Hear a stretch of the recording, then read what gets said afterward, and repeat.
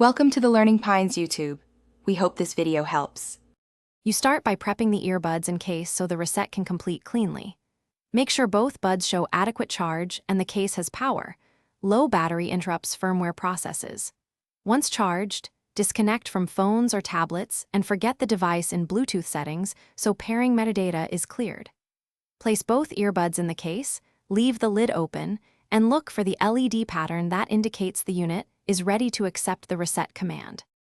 Now you perform the actual reset sequence. Timing matters.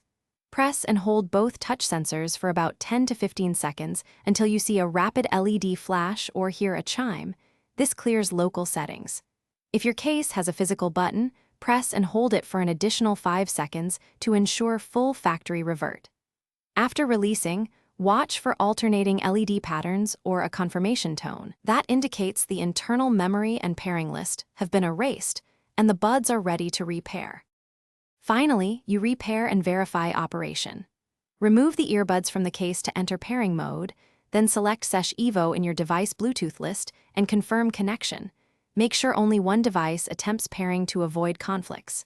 If pairing fails, charge everything to full and repeat the reset sequence once more, since low power can block settings wipes. If problems persist, reinstall the companion app or contact support with the serial number. That helps diagnose firmware or hardware faults quickly. Thanks for watching. Consider subscribing if we helped you.